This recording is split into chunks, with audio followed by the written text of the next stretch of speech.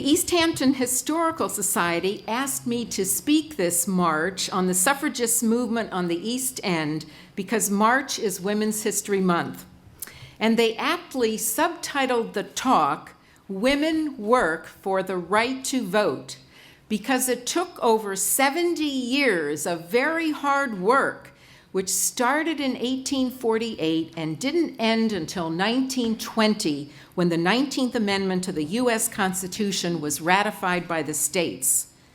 The suffragist leader, Carrie Chapman Catt, estimated that it took, and I just found this quote today, 56 referendum campaigns, 480 campaigns to get legislatures to submit suffrage amendments to voters, 47 campaigns to get constitutional conventions to write women's suffrage into state constitutions, 277 campaigns to get state party conventions to include women's suffrage planks, 30 campaigns to get presidential party campaigns to include women's suffrage planks and party platforms, and 19 campaigns with 19 successive Congresses.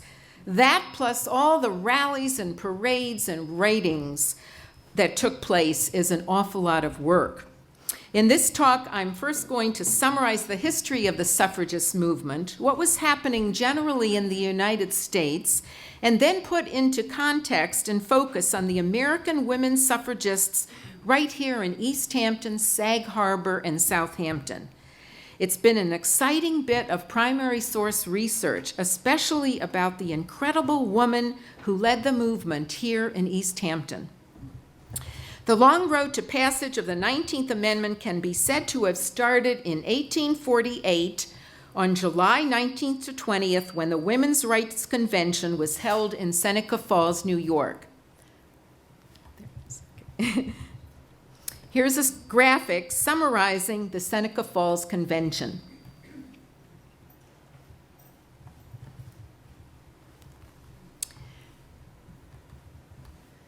It was organized by Lucretia Mott, next slide, and Elizabeth Cady Stanton. Next slide. The over 300 delegates there passed the Seneca Falls Declaration of Sentiments, which included, among other rights, this one: resolved that it is the duty of the women of this country to secure to themselves their sacred right to the elective franchise. But women's suffrage, as I said earlier, would take more than 70 years to achieve fruition. And only one delegate from Seneca Falls, 19-year-old Charlotte Woodward, lived to see women win the vote in 1920. Over the next 2 decades, various women's rights conventions were held in various states, and various organizations were formed and split apart. But the women's movement weakened during and after the Civil War, with the fight for black suffrage and for passage of the 15th Amendment gaining strength, and with the growth of many social reform groups for child labor laws, prison reform, health reform, etc., and with the formation of other women's clubs and groups like the Women's Christian Temperance Union, the WCTU, which was founded in 1868 by Frances Willard.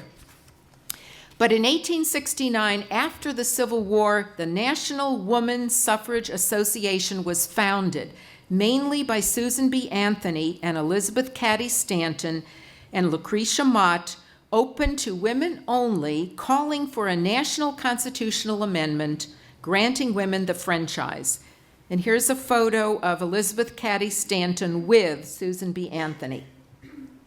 Elizabeth Cady Stanton is seated and Susan B. Anthony is standing. Next, here is a graphic of the National Women's Suffrage Association meeting in Chicago in 1880. That same year, in 1869, the American Women's Suffrage Association was founded, primarily by Lucy Stone, Henry Blackwell, Thomas Wentworth Higginson, and Julia Ward Howe. This organization was open to both men and women and worked for women's suffrage state by state. In December 1869, the Wyoming Territory became the first to pass a law giving women the right to vote, and this movement of state voting rights and school election voting rights would grow in the years before and after the turn of the century. In 1872, Susan B. Anthony started a campaign to encourage women to register to vote and then vote, using the 14th Amendment as justification. After all, the 14th Amendment said that, quote, all persons born or naturalized in the United States are citizens of the United States and of the state wherein they reside. No state shall make or enforce any law which shall abridge the privileges, nor shall any state deprive any person of life, liberty, or property without due process of law, nor deny to any person within its jurisdiction the equal protection of the laws, unquote. On November 5th, she and others went to vote in Rochester, New York, but they were arrested. On January 10th, 1878, the Anthony Amendment, the Susan B. Anthony Amendment for women's suffrage, was first introduced in the U.S. Congress with the exact wording that later was used for the 19th Amendment in 1920. A Senate committee even held a hearing that Elizabeth Cady Stanton attended, but there was no vote. 9 years later, the U.S. Senate held its first vote on women's suffrage, but it was defeated, and it didn't end up holding another vote for decades. In 1890, the two rival organizations, this was the National Women's Suffrage Association and the American Women's Suffrage Association, combined their names and merged into the National American Women's Suffrage Association. Its main leaders were Carrie Chapman Catt, elected president in 1900, and Dr. Anna Howard Shaw, elected president in 1904. So could we see the next slide of Carrie Chapman Catt? There she is. Meanwhile, in the 1890s and 1910s, more Western states had granted women the right to vote, such as Colorado, Utah and Idaho, Washington State, California, Michigan, Kansas, Oregon, and Arizona, and eventually in 1913, states a little farther east like Illinois and New Jersey. You're probably curious to know, but New York State didn't pass a statewide women's suffrage referendum until November 6, 1917. It passed by 100,000 votes. Whereas the referendum 2 years earlier in 1915 was defeated by almost 200,000 votes. And here we have a photo of women voting, getting to vote in New York State in 1917 at the ballot box. We'll refer to this again when we discuss what was happening on the local scene. Meanwhile, at the turn of the century, along with the passage of state voting rights, the leaders of the national women's suffrage movement for the first 50 years were passing on. In 1880, Lucretia Mott died, and in 1893, Lucy Stone. Elizabeth Cady Stanton died in 1902, and Susan B. Anthony in 1906. So they needed a whole new generation of leaders to carry on the fight. But the women's suffrage movement picked up in the decade of the 1910s in an era when many large suffrage parades and marches took place. On May 4th, 1912, a huge women's suffrage parade took place on Fifth Avenue in New York City. Next slide. Okay, it's a little dim. There are lots of pictures of parades if you go to various websites. In March of 1913, strategically scheduled the day before President Woodrow Wilson's inauguration, an immense women's suffrage parade marched down Pennsylvania Avenue in Washington, D.C. It consisted of 9 bands and 8,000 to 10,000 marchers with banners and floats divided into brigades of state delegates, working women, men, African Americans, a huge organizational job. The women had a parade permit, but the police stood with their arms folded and didn't protect them. So mobs surged onto the parade route, and there were disgraceful scenes of men jeering and spitting on the women. The Senate called for an investigation because it was such a horrendous scene. This is a picture, next is a picture of the Washington, D.C. parade, and an article about actually what took place. And you can see the thousands of people that attended these parades. Another big parade took place in New York City in May 1913. This was just a couple months after the big one in Washington, D.C. Next slide. Yeah, there's one. Big parade. Look at all the huge numbers of people there. And here in the close-up, if you show the close-up now, you can read some of the banners which say things like, Connecticut women have the school suffrage since 18, and I actually cannot read what the last two numbers are, but that's sort of, what they're saying. And another one says, in all but 4 states, women have some suffrage. In 1913, Alice Paul, who had learned more militant tactics from the suffragists in England, formed the Congressional Union for Women's Suffrage within the National American Woman Suffrage Association. It was expelled. The next year it was expelled, and 2 years later it renamed itself the National Woman's Party. Her story, with its hunger strikes and civil disobedience, was presented in the award-winning film Iron-Jawed Angels, which some of you have seen and Barbara Borzak mentioned, and it was just shown last week, I saw in the paper at the Southampton Library. In 1915, Carrie Chapman Catt was elected again to presidency of the National American Woman Suffrage Association. That year, suffragists traveled across the United States by automobile, gathering 500,000 signatures on a petition. The press labeled the group suffragettes, a somewhat derisive term that seemed to have stuck. But in all the primary sources that you read from this era, they're only called suffragists, and that's the correct term. In 1917, the National American Woman Suffrage Association officers met with President Woodrow Wilson. He began to support the cause, saying in a speech in 1918, "We have made partners of the women in this war," World War I. "Shall we admit them only to a partnership of suffering and sacrifice and toil, and not to a partnership of right?" Support for a suffrage amendment grew. In January 1918, the House of Representatives passed the Susan B. Anthony Amendment, but the Senate didn't.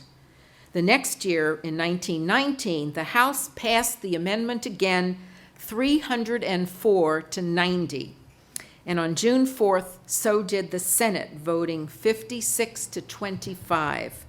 The 19th Amendment read, "The right of citizens of the United States to vote shall not be denied or abridged by the United States or by any states on account of sex. The Congress shall have the power by appropriate legislation to enforce the provisions of this article," unquote. The first states to ratify the amendment were Illinois, Wisconsin, and Michigan. Georgia and Alabama rushed to reject it. New York became the 5th state to ratify the constitutional amendment on June 16, 1919. Anti-suffrage groups across the country were well organized, so ratification was not easy. After 35 states had passed it, pro and anti-forces descended on Nashville, Tennessee. On August 18, 1920, Tennessee became the 36th state to ratify the amendment by a single vote. It was a 24-year-old legislator, Harry Byrne, whose mother told him to vote for it. On August 20th, 1920, the U.S. Secretary of State signed the 19th Amendment into law, and all women could now vote in the 1920 fall elections, and for the first time for President of the United States. Women then rightly celebrated. Here's a picture of Alice Paul toasting the victory. And here's a photo of a carload of celebratory women after passage. And of course, the story wouldn't be complete without the formation of the League of Women Voters on February 14th, 1920, which was organized to educate women about the issues now that they were about to get the right to vote. Here's a photo of their first board in 1920 with Mrs. Maud Wood Park on the left as president and Mrs. Carrie Chapman Catt on the right as honorary president. And the League, 93 years later, is still educating women on the issues. I've been a member for 42 or 43 years, and I invite you to join.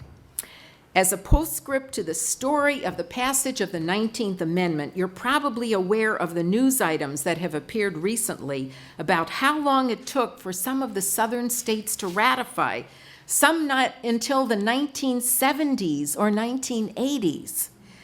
Even though the Voting Rights Act had passed in 1965, Maryland didn't ratify until 1941, Virginia in 1952, Alabama in 1953, and 1969 to 71, Florida, Georgia, Louisiana, and North and South Carolina finally ratified the amendment. And following them was Mississippi, not until 1984. So isn't that amazing? Meanwhile, what was happening here on the East End? Who were the women who played the principal roles in East Hampton and Southampton towns in working for women's suffrage? I first started researching this topic in 1998 when the League of Women Voters of the Hamptons was preparing to march in the East Hampton 350th anniversary parade dressed as suffragists. And this is the outfit that we wore in that East Hampton parade. I thank Dr. Natalie Naylor, who was right here in the audience, the front row, then director of the Long Island Studies Institute at Hofstra University, who sent me some materials and started me off on the research. And she has just published another book called Long Island Women from the Past, or some, let's see. Women in Long Island's Past. Okay, and she's speaking all over Long Island on this topic. Then I did further research in 2010 when the League of Women Voters of the United States was celebrating its 90th anniversary, and I was going to give a talk about the suffragist leaders here in East Hampton, Sag Harbor, and Southampton for the League's annual meeting in May.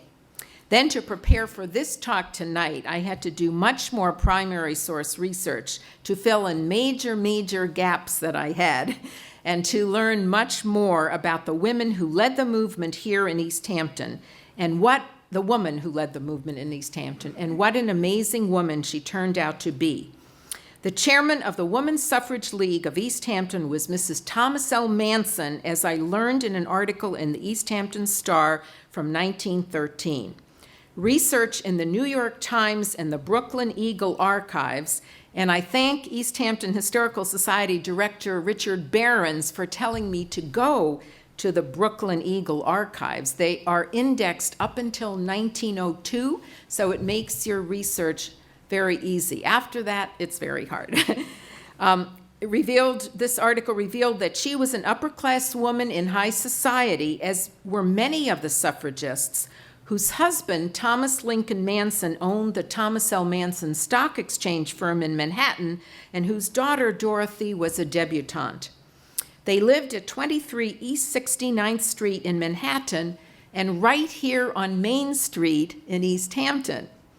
They were originally part of the summer colony, staying at a Mrs. A. Guy's, G-U-Y, a Guy's house in East Hampton, according to a Brooklyn Eagle article.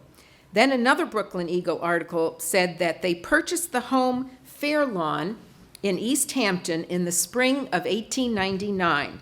It says Fairlawn was built in 1818, passed to Aaron Isaacs, the grandfather of John Howard Payne, was purchased by General Jeremiah Miller, was sold by 3 of his heirs to Edward de Rose, and in the spring of 1899 was sold to T.L. Manson of Manhattan. Another Brooklyn article says, quote, Thomas L. Manson of Thomas L. Manson Jr. and Company, 96 Broadway and 21 West 51st Street, Manhattan, has purchased through agent C.E.C. Homan, the old colonial mansion Fairlawn, situated on Main Street, East Hampton, from Edward DeRose, who purchased the property a number of years ago and greatly improved the house and grounds. The grounds comprise about 12 acres. The price has not yet been recorded, but is reported at $25,000, which sounds pretty high. Pretty high. I mean, actually, for 1899. The place was occupied during last summer by Mr. Manson's family. The grounds adjoined the residence of J.T. Gardner and the old townhouse. Here is a copy of the Belcher Hyde Atlas from 1902, which shows the Manson property. And Mr. Behrens gave me this pointer. Let's see. It's right, see where it says T.L. Manson right there? This is Main Street. This is T.L. Manson's property. And you see there's the main house and then a circular drive and some other little buildings. And this is the J.T. Gardner's property next door. Okay. And here is a photo of the, and by the way, this is from the courtesy of the East Hampton Library, their Long Island collection. And next is a photo of the house, courtesy of the East Hampton Historical Society. So here you see it's an ivy-covered house. It's no longer covered in ivy. I think Mr. Behrens said that this photo is from about 1912, so this would have been when they lived there. It's at 117 Main Street. It's right across from the Presbyterian Church. There's a low stone wall in front, and the present owners are Charles and Mary Jane Brock. I was hoping they could be here tonight just to hear about the wonderful woman that lived in their house. I learned that Mrs. Manson was involved in so many charitable causes in addition to her later suffrage work. Here's what she did for the soldiers quarantined in 1898 at Camp Wyckoff in Montauk after their return with Theodore Roosevelt from the Spanish-American War. A Brooklyn Eagle article in 1898 is titled Latest Long Island News, Practical Measures Taken by East End Philanthropists for the Soldiers' Relief. It describes relief measures for alleviation of the sick soldiers at Camp Wyckoff in Montauk. It describes an urgent need for fresh milk, an appeal for 1,000 cots fully equipped with sheets, blankets, pillowcases, nightgowns, mosquito netting, costing $10 each. It says, quote, Mrs. L.G. Woodhouse, a summer resident in East Hampton, Mrs. T.L. Manson, and Mr. Ten Eyck are actively working on the preliminary arrangements for the new hospital, whose principal feature will be a diet kitchen, where the special foods required by the men recovering from Cuban fevers and dysentery and like diseases which leave the stomach in delicate condition may be prepared, unquote. It says, quote, Mrs. Manson visited Camp Wyckoff on Tuesday, accompanied by Mrs. Woodhouse, while Mr. Ten Eyck has gone to New York for the purpose of raising funds for this project, unquote. Another Brooklyn Eagle article that month is titled Women's Work Nearly Over, What They Have Accomplished for the Soldiers at Camp Wyckoff and What Remains to Be Done. All the articles, in those days had very long subheads, with lots of things. Dateline Montauk, it describes what the women of what was called the East Hampton Relief Corps, and East Hampton at that time was still spelled as one word, headed by Mrs. Manson and 2 other women, were doing to care day and night for the sick men quarantined there. The women also ran the diet kitchen for the infantry division, distributed nearly 3,000 suits of underclothing, and provided warm blankets. It described Mrs. Thomas L. Manson as being, quote, indefatigable in her work for the sick soldiers, end quote. She and the 2 other women, Mrs. L.G. Woodhouse and Miss Julia Chadwick, issued a letter thanking everyone who had contributed and listing their names, all their names and monetary donations in the article. Here's what she did for poor children in New York City. In a Brooklyn Eagle article in 1899, it's titled "A Fete at Fairlawn, Garden Party at East Hampton for the Benefit of Poor Children." It describes a fete on the grounds of Fairlawn, the summer residence of Mr. and Mrs. Thomas L. Manson of New York, for the benefit of the Jewel Day Nursery in Manhattan, which cares for 40 children whose mothers are out of work. It said, quote, the summer visitors at East Hampton entered heartily into the work of making the open-air fair a success, and the beautiful grounds at Fairlawn presented a brilliant series of tableaux. Miss Dorothy Manson presided at the ice cream pavilion. She was her daughter. The fair raised over $600 for the nursery. She helped with organizing East Hampton's 250th anniversary celebration in 1899. An article is titled "Preparing to Celebrate, Committees of Arrangements for East Hampton's 250th Anniversary Appointed, Discussing a Program, New Liberty Pole to be Erected for the Flag-Raising Celebration." And it describes a meeting at Clinton Hall, right where we are now, where it was unanimously voted to celebrate the 250th anniversary on August 24th, and the decorations committee was Mrs. Thomas L. Manson. She was also involved in intellectual pursuits. A Brooklyn Eagle article in 1900 describes a course of 6 talks on Thursday afternoons in Manhattan on America under the Constitution. She is listed among the patronesses of the course, which included lectures on Alexander Hamilton and Thomas Jefferson and John Quincy Adams and our Western country, et cetera, et cetera. What else do we know about Mrs. Thomas L. Manson before her suffrage work in the 1910s? I had a very hard time finding Mrs. Thomas L. Manson's first name and her maiden name. In every single primary source, she was always Mrs. Thomas L. Manson. I finally did learn that she was born May, M-A-Y, Groot, G-R-O-O-T, which seems like a good Dutch name, right? In New York City on June 23rd, 1859. I still have not found the date of her marriage. However, one of the most exciting discoveries was that in 1890, when she was 31 years old, a beautiful oil-on-canvas portrait of her, do you want to put that up now? Was painted by none other than the famous American portrait painter John Singer Sargent. As you know, most upper-class women did have their paintings done in that day. It measures 56 inches tall by 44 inches wide, and since 1969 has been part of the collection of the Honolulu Museum of Art. All the time I was doing this research, I was picturing her as a matronly woman, and here she is, you know, a beautiful, slim woman, and the painting has been described as luminous by people who have seen it. One source said the painting went from Minneapolis at some point to the Hunting Hartford Museum, then to Knoedler Gallery in New York City, where it was purchased in 1969 by the Honolulu Academy of Arts. An article in the New York Times in 1933 stated that the portraits sold at that point for $675, but it doesn't say to whom. And hand-painted reproductions are available for as little as $100. I think these were online, you know, the 16 by 24 inch size. So we could actually get a painting of her and put it up in one of our historical buildings. We know her daughter, Dorothy Manson, was born in 1886.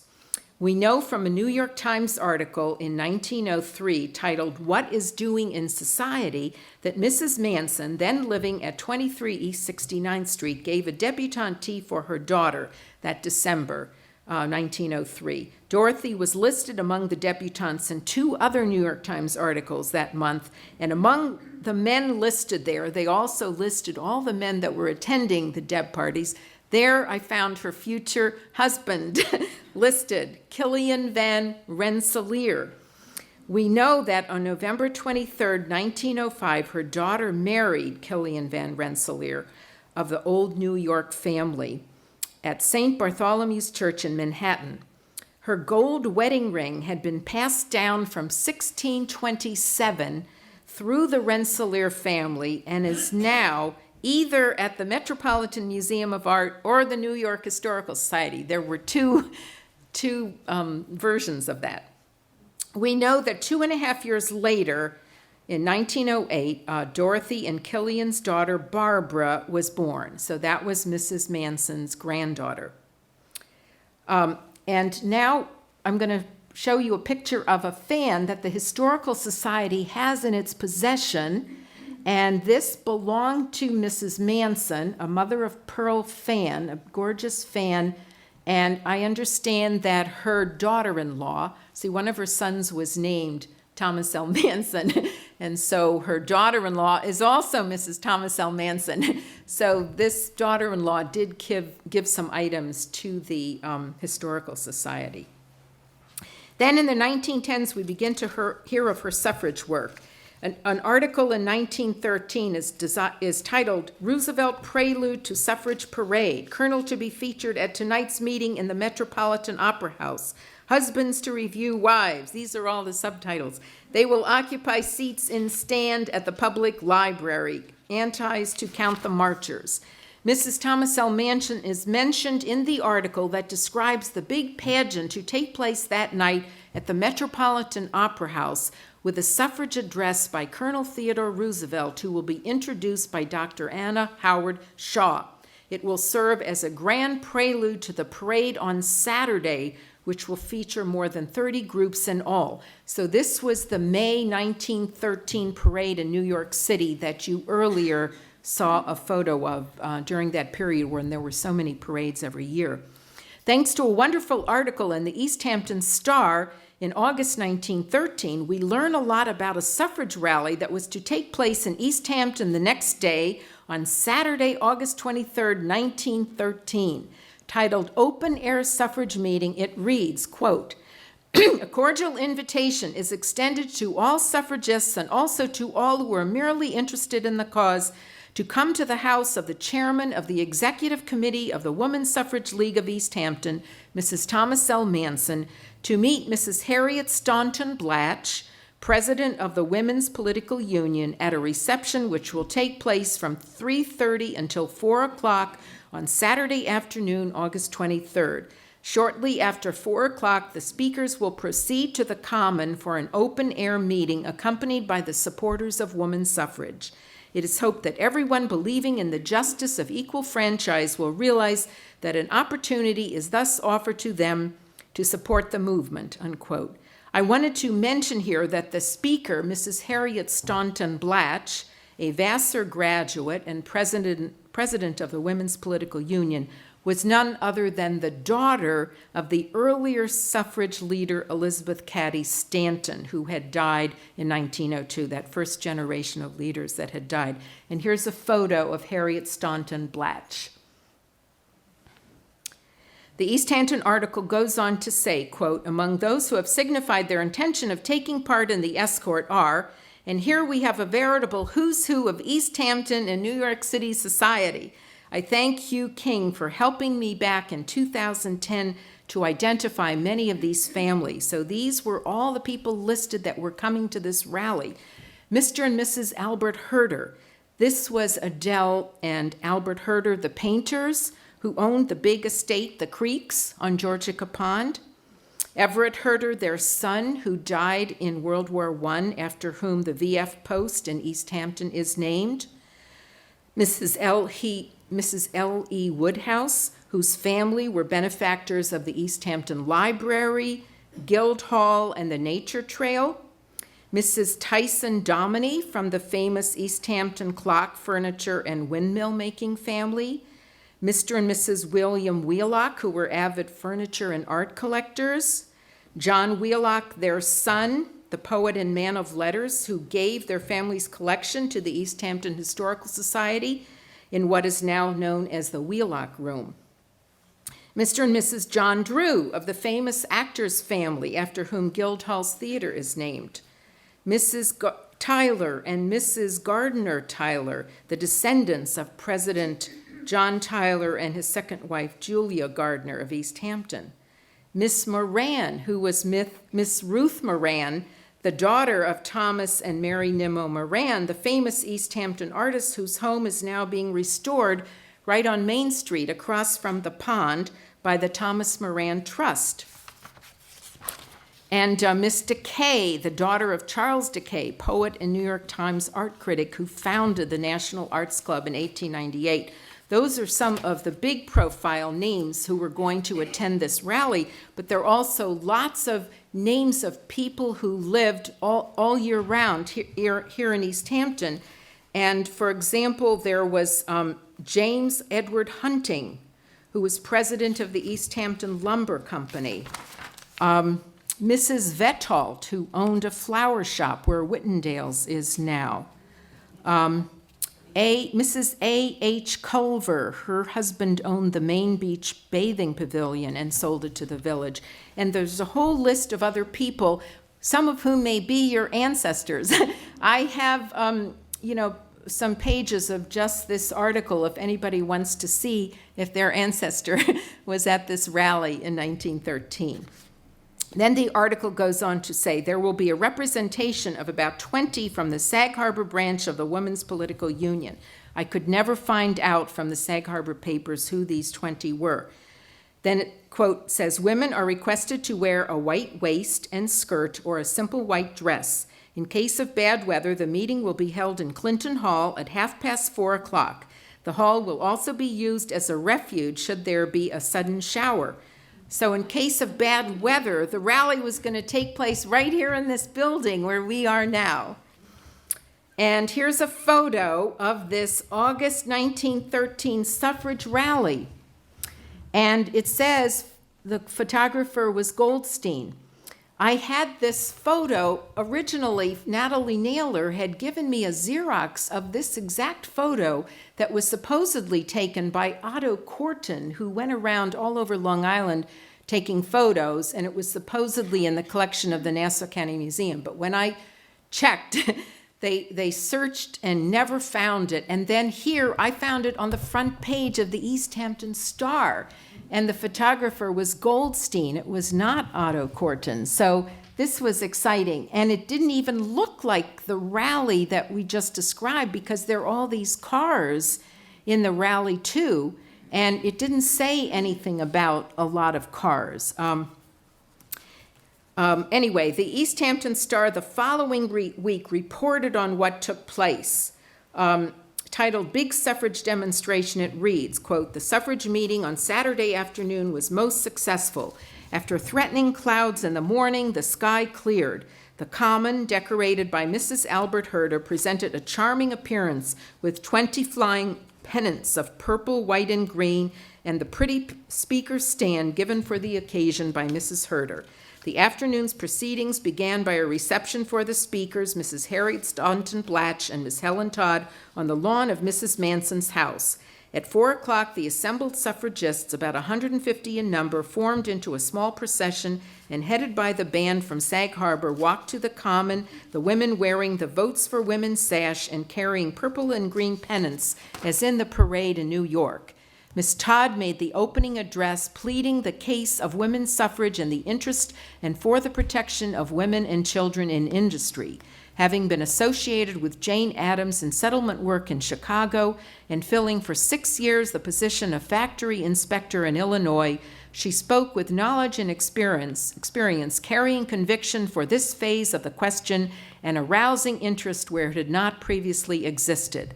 Mrs. Blatch, president of the Women's Political Union, made a brief speech regarding various conditions which require the awakening of the conscience of women for improvement. Among those who supported the meeting were many representative men and women of both the summer colony and the permanent residents. Meanwhile, Mrs. Manson was extremely busy with suffrage work in New York City. New York Times article in 1915 is titled, Welcome Dr. Shaw with Tea and Dance, McAlpin Ballroom to be gay with yellow flowers for suffrage leader, ready for big campaign, busy week mapped out for vote seekers. This was probably leading up to, a big vote, 1915. It says, Dr. Anna Howard Shaw, president of the National Woman Suffrage Association, is to arrive in New York tomorrow from Mississippi, where she has been doing suffrage campaigning and will be welcomed by the suffragists of this city at a tea in her honor at the Hotel McAlpin from 4 to 7. It says that on Saturday, April 24th, it is to be Grandmother's Day at the Suffrage Shop, 663 Fifth Avenue, and grandmothers and granddaughters will talk votes for women together. Some of the granddaughters are very youthful little women. Miss Barbara Van Rensselaer will assist her grandmother, Mrs. Thomas L. Manson, and Miss Harriet Blatch DeForest will assist her grandmother, Mrs. Harriet Staunton Blatch, and her mother in their speech making. It listed all the different suffrage speeches that were to take place all over New York City at the end of April. It said that, quote, many ministers in Manhattan had promised the city committee of the Woman Suffrage Party to preach suffrage sermons on the first Sunday in May, Mother's Day. It said that a ball was to be given on May 5th and went on to say that Mrs. Thomas L. Manson of the Women's Political Union is chairman of the Committee on County Fairs and arranges with women from different parts of the state to get out suffrage propaganda at the fairs. A charming New York Times article a week later reports on what happened at Grandmother's Day. It's titled Grandmother's Day at Suffrage Shop, etc. It has many subheads anyway. It says, it turns out that Mrs. Harriet Staunton Blatch's granddaughter was homesick with the chickenpox and couldn't speak. So the article says, so the real, quote, the real Exhibit A of Grandmother's Day was the family of the union's enthusiastic worker, Mrs. Thomas L. Manson, who presented 4 generations on the platform. There was Mrs. Ellen S. Groot, Mrs. Manson's mother, who was a great-grandmother, Mrs. Manson, a grandmother herself, Mrs. Killian Van Rensselaer, mother, and her daughter, little Miss Barbara Van Rensselaer. Little Barbara was to have made a speech. It was all prepared beforehand, as most impromptu speeches are, and this was what it was to have been. I think my grandmother is the nicest woman in all the world, and I don't see why she can't vote. But when the 4 generations were on the platform together, Barbara succumbed to stage fright, it says, and Mrs. Manson had to make the speech for her. There were so many creative ways the suffragists publicized and enlisted people to their cause. Back on the East End and in the summer of 1915, we learn of a relay crusade from Montauk to Buffalo in June 1915. This relay was reported in the New York Times. I thank Bridgehampton Library and Historical Society archivist Julie Green for finding this article for me 3 years ago, because the East Hampton Star article from that week is missing in the East Hampton Library. I quote, relays of women carrying a suffrage torch to enlighten the state of New York upon the needs of its women will ride by automobile from Montauk Point, Long Island to Buffalo. The Women's Political Union will start its summer campaign today with a presentation of the torch, a beautiful Greek model, to Mrs. Thomas L. Manson, chairman for the union in Suffolk County, at a big open-air meeting at Montauk Point. Listed as assisting her were P.K. Atkinson, who was in charge of Mrs. Russell Sage's suffragist work in Sag Harbor, and Mrs. Henry Mead of the Southampton branch. She was the wife of the Methodist minister in Southampton. Mrs. Manson motored across Long Island with the torch, holding open-air meetings along the way, and then handed over the torch to another woman, Mrs. H.O. Havemeyer, who took it to New York City, and others in the relay who carried it up to Buffalo, where on July 31, Mrs. Harriet Staunton Blatch and others addressed a huge rally. From this era, we also have the photo that the East Hampton Historical Society used to publicize this winter lecture series. Here's a photo of the Women's Political Union suffrage tent for the first senatorial district. It does say first senatorial district.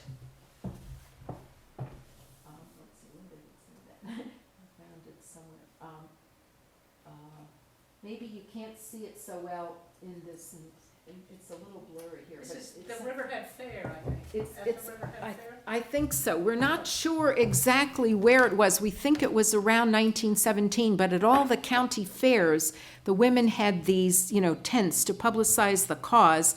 And this one says, children can be checked and cared for free of charge, is what the sign said over there. And I was looking at all these faces to see, could one of these be Mrs. Thomas L. Manson? But of course, it's very hard to identify. I have a very hard time trying to identify, anybody in that photo. I was pleased to learn from this June New York Times article that suffragist Mrs. Manson had risen from heading the WPU in East Hampton in 1913 to now heading it in all of Suffolk County in 1915. And as I was also pleased to learn that Mrs. Russell Sage was the suffragist leader in Sag Harbor.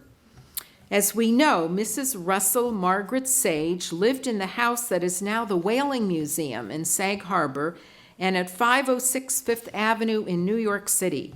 Her maiden name was Margaret Olivia Slocum, but she was related to the Pearsons and John Germain. In 1869, she married Russell Sage after his first wife passed away. He was a very wealthy robber baron, but stingy about donating to any causes.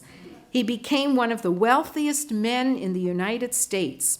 After he died in 1906, leaving her $75 million, not in $75 million today, $75 million in that era, she became a great philanthropist who paid for the building of Pearson High School in Sag Harbor, bought the land and paid for the building of the John Germain Library, bought the land from Meshashamuet Park for the youth of Sag Harbor.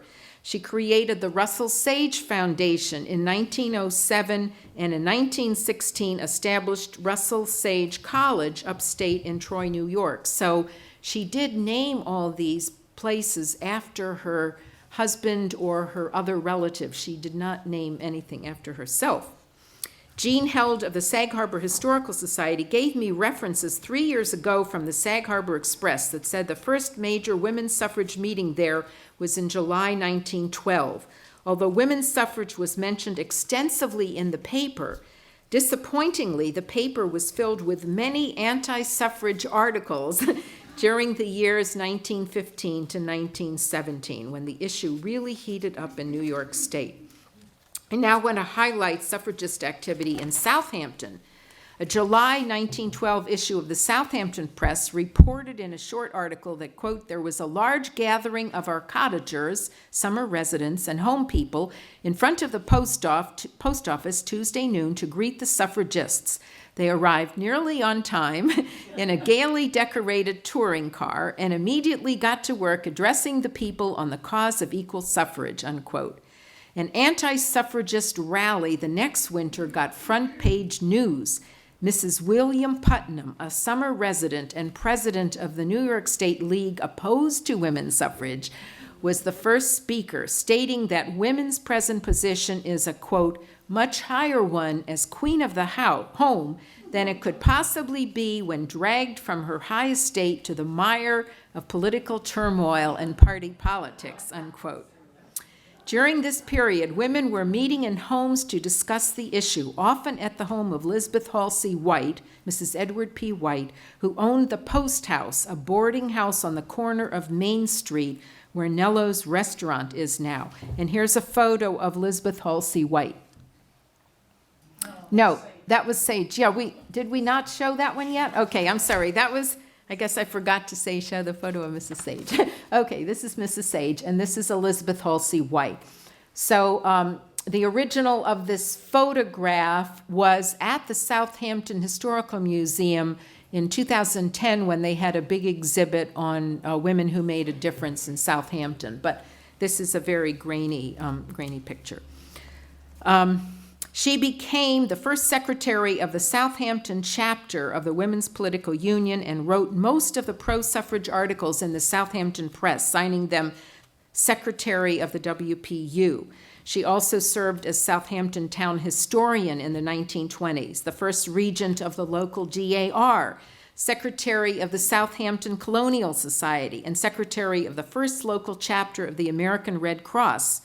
The Southampton WPU was formed by 30 women in August 1913. The officers were Chairman Mrs. Henry Mead, who was the wife of the Methodist minister, Vice Chairman Mrs. William Halsey, Secretary Elizabeth Halsey White, and Treasurer Mrs. Helen Halsey. The Halseys were very well represented. In July 1913, 2 big suffrage rallies were held at Agawam Hall, located on the northeast corner of Agawam Park. In May 1914, there was another big rally at Memorial Hall. Reverend George Russell, minister of the First Presbyterian Church, was the speaker and was quoted as saying, quote, "If the vote is an instrument of good in the hands of men, why should it not be even greater in the hands of women?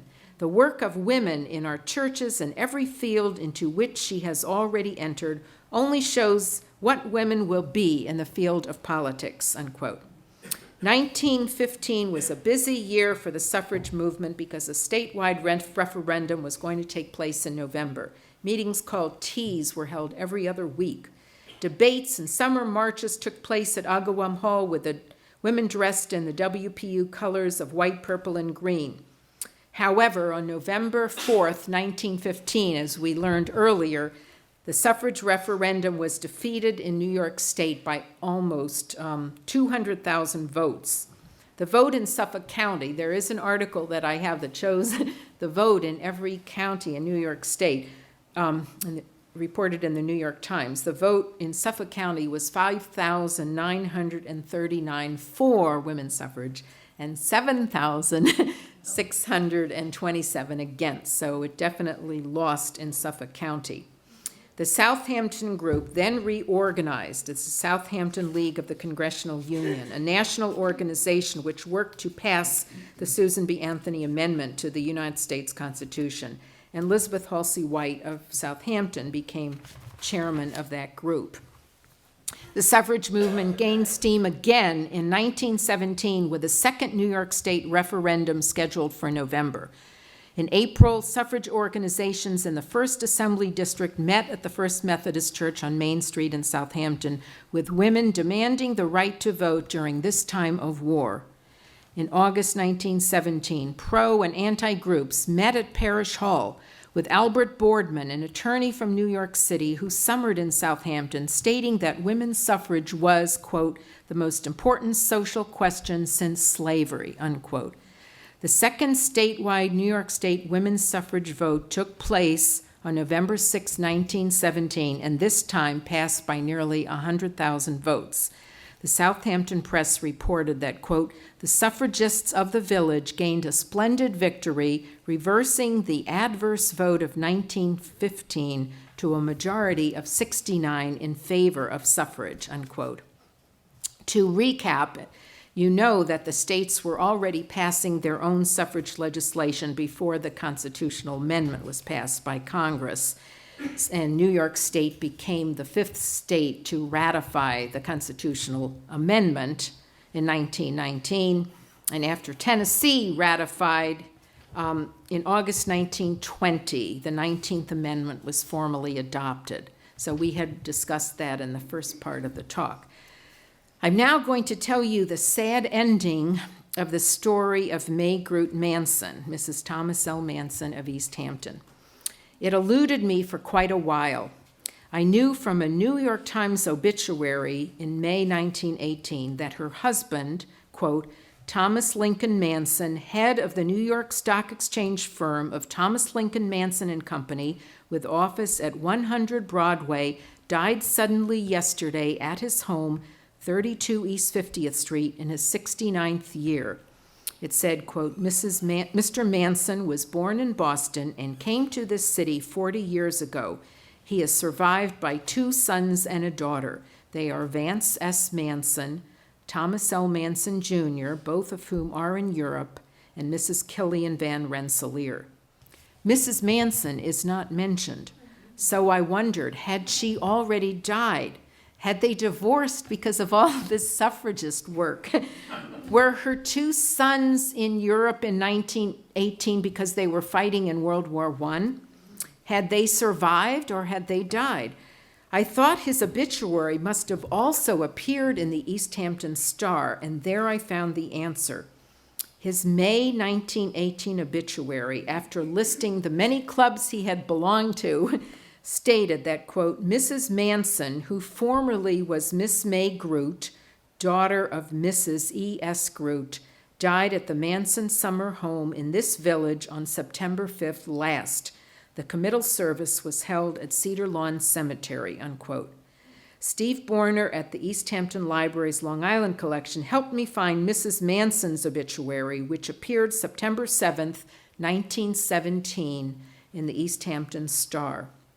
It says, quote, Mrs. May Groot Manson, wife of Thomas Lincoln Manson, died Wednesday evening, September 5th, after a lingering illness of over a year. Mrs. Manson was afflicted with a very rare disease called peniphus and suffered for more than a year with it before she died. Mrs. Manson's death is a distinct loss to the community of East Hampton because of her unusual interest in the town and because of the untiring efforts she exerted to improve many deplorable conditions. She was a prominent leader in the suffrage movement and spared neither time nor money for the cause. Mrs. Manson is survived by her husband, Thomas Lincoln Manson, a daughter, Mrs. Killian Van Rensselaer, and two sons, Thomas Lincoln Manson Jr. and Vance Manson.